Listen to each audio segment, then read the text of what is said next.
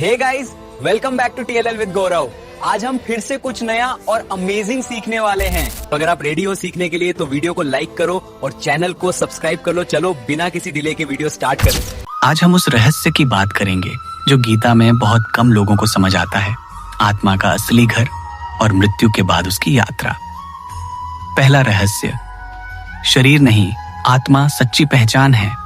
श्री कृष्ण कहते हैं, देहिनोस्मिन् यथा देहे कौमारम यौवनम जरा तथा देहांतर प्राप्तिर धीरस्तत्र न मुह्यति। यानी जैसे बाल्यावस्था से यौवन और फिर बुढ़ापा आता है, वैसे ही मृत्यु के बाद आत्मा एक नया शरीर धारण करती है। शरीर नाशवान है, लेकिन आत्मा अजर, अमर और अनंत है। दूसरा रहस्य, अब आत्मा कहाँ रहती है? गीता में कहा गया है कि आत्मा हृदय के भीतर एक सूक्ष्म ज्योति के रूप में विराजती है। ये वही शक्ति है जो हमारे विचार, भावना और चेतना को जीवित रखती है। जब यह ज्योति निकल जाती है तो शरीर केवल मिट्टी रह जाता है। तीसरा रहस्य, मृत्यु का क्षण कैसा होता है?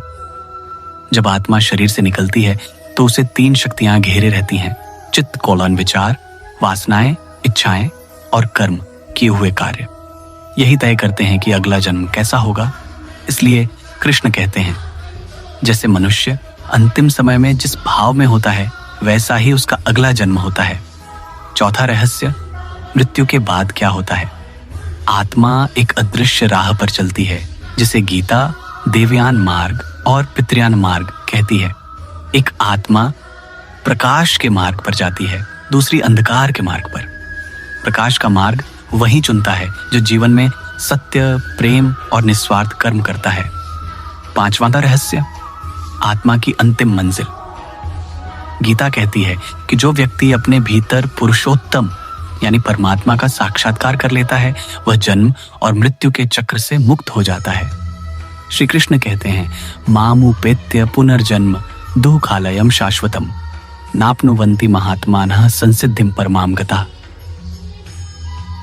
प्रिय मित्रों, जब अगली बार किसी अपने की मृत्यु देखो तो यह मत समझो कि वो समाप्त हो गया, बल्कि समझो कि उसकी आत्मा अपने अगले सफर पर निकल पड़ी है।